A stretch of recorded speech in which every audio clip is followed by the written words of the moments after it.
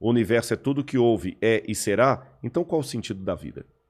Tem que ter algo fora do universo para conferir sentido ao universo. Se não houver uma física fora do livro de física, nenhuma fórmula dele tem sentido. Se não houver um sistema de crédito fora do cartão de crédito, ele não tem sentido. Se eu levar um cartão de crédito para a Idade Média, ele não vai fazer nada.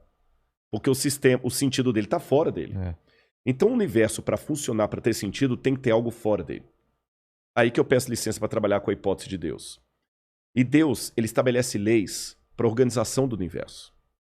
Quando essas leis são quebradas, muito caos acontece. E as pessoas têm que entender o seguinte: o mal, nesse sentido, é semelhante ao frio e às trevas para a física. Você sabe que o frio não existe, né? É a ausência de calor. Ausência de calor. Também não existem trevas, é a ausência de luz.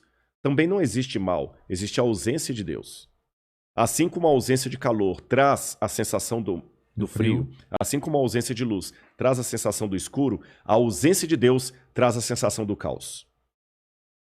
E quando a humanidade quebrou as leis de Deus, ela optou por viver sem Deus, desde os primórdios.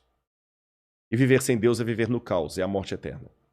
Mas muitos da humanidade não queriam morrer. O nosso próprio genitor, o nosso ancestral, não queria morrer. O Gênesis mostra lá Adão tentando se cobrir com folhas de figueira, porque ele não queria ficar nu, nem Eva. Aí entra o detalhe que Paulo vai fazer uma análise soteriológica maravilhosa. Se você pisar na bola comigo, eu posso... Não, Vilela, perdoa, tudo bem, não tem problema não. Mas no caso de Deus, não basta falar perdoa. A história de Deus seria semelhante a de um rei que colocou no reino dele a seguinte regra: se alguém for apanhado roubando, vai ter os 2 olhos arrancados. Ninguém roubava. Você podia dormir com a porta aberta, não tinha cadeado, a delegacia ficava vazia, porque ninguém roubava, ninguém queria ter os olhos arrancados. Um dia os guardas trouxeram um rapaz que tinha acabado de roubar.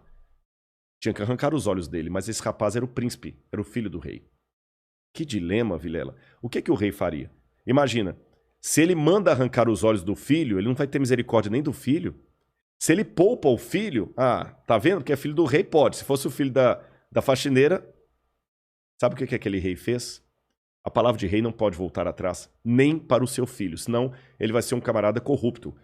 Se o governador pega uma lei estadual e, no caso do filho dele, ele deixa passar em branco, você chama esse camarada de corrupto. Então esse rei não poderia, a palavra de rei não volta atrás. Como rei, ele não poderia mudar a lei, tinha que arrancar os olhos. Mas como pai, ele não podia arrancar os olhos do filho. Aquele rei sábio falou o seguinte: eu vou perdoar você, meu filho, mas eu não posso voltar atrás e quebrar as minhas leis. São 2 olhos que a lei requer pelo seu furto, 2 olhos a lei terá. Pode arrancar os meus olhos no lugar do meu filho. É aí que a segunda pessoa da divindade, que o credo cristão chama de Jesus, estando em pé de igualdade com Deus, ele assumiu a forma de filho de Deus. Ele se diminuiu, se tornou um de nós, morreu na cruz do Calvário para que todos nós pudéssemos ser salvos. E ao Cristo morrer na cruz do Calvário, aí que está a diferença. A cruz não significava nem 1/10 do sofrimento maior que ele teve, que foi a ruptura com o Pai. Quando ele falou em aramaico, Elahi, Elahi, lama sabachthani, Deus meu, por que me desamparaste? O Cristo estava ali naquele momento rompendo com o Pai, rompendo com a divindade. Ele estava sofrendo naquele momento ali, no sentido mais elevado da palavra, o caos do que é o significado teológico da palavra inferno. Inferno significa a ausência absoluta de Deus. Então Cristo ali experimentou a morte por todos. Ele sentiu uma ausência de Deus naquele momento? Absoluta, totalmente. Por quê? Porque ele tinha que ter a morte que eu e você e todo mundo que está assistindo a gente ele tinha que entender. Estava condenado. Não era entender, ele morreu no nosso lugar. A lei exigia o seguinte, lembra a comparação que eu fiz do rei? Mas ele sendo Deus, ele não sabia que o Pai estava com ele? Sabia. Só que Jesus não brinca com os dados. Vamos começar aqui. Qual que era a lei de Deus que foi infringida? A lei diz que aquele que pecar deve morrer, que se a gente infringisse, nós descobriríamos o que é a morte. Não existia morte no universo. A morte vem no pacote da ausência de Deus. Tá certo? E essa morte que nós temos, que amanhã eu posso virar alimento para verme, você também, essa morte ainda não é a morte eterna.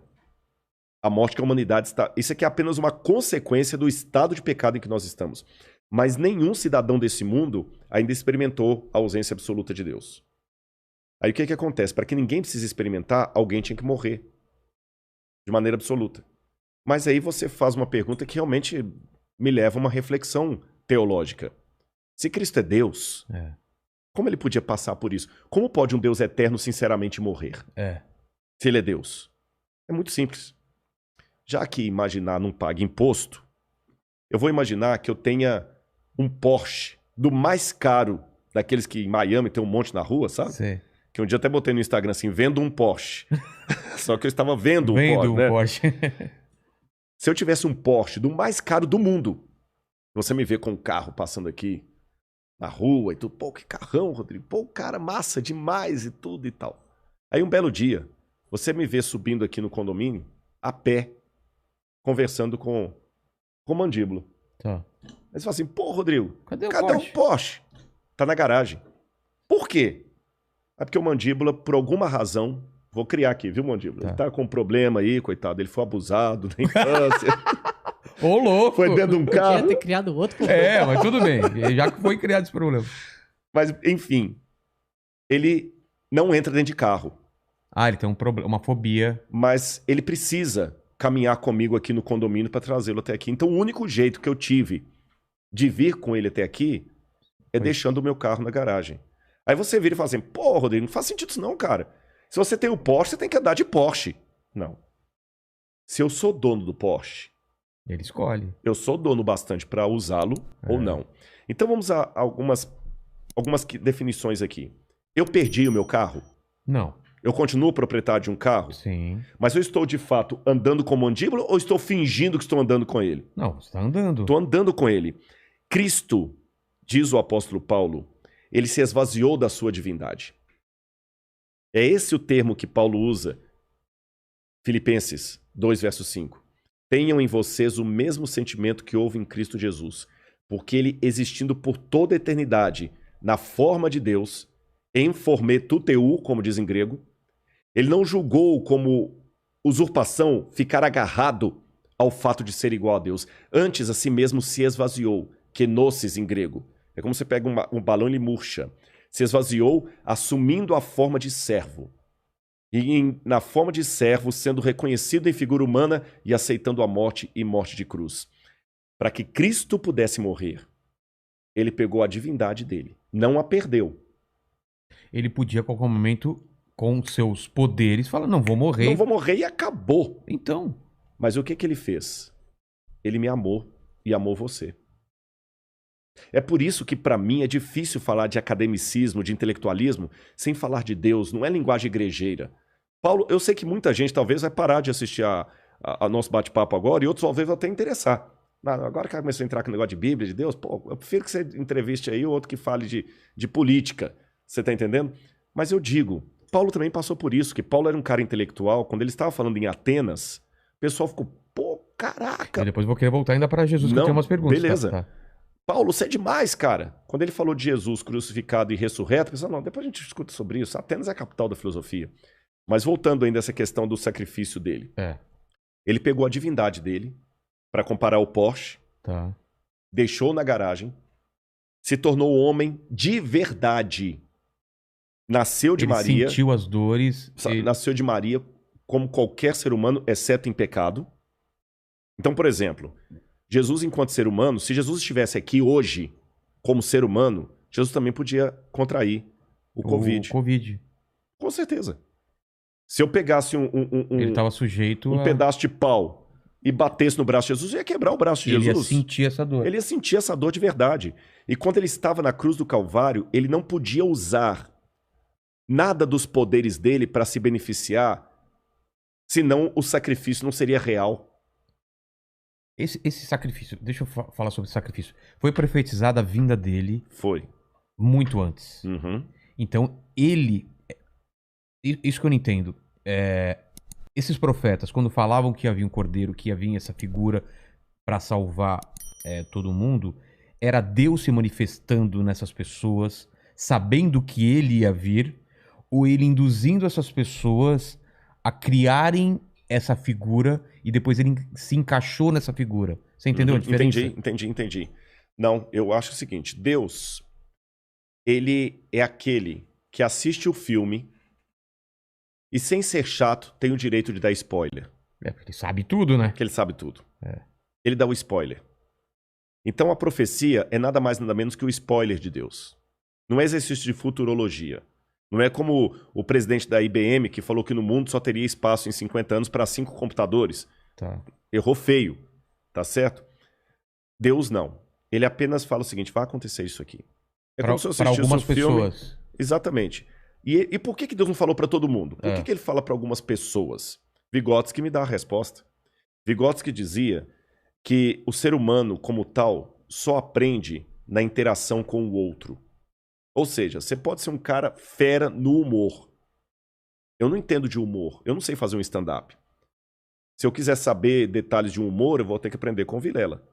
Mas lá na plateia, vamos supor que você tem, rindo do seu humor, um advogado.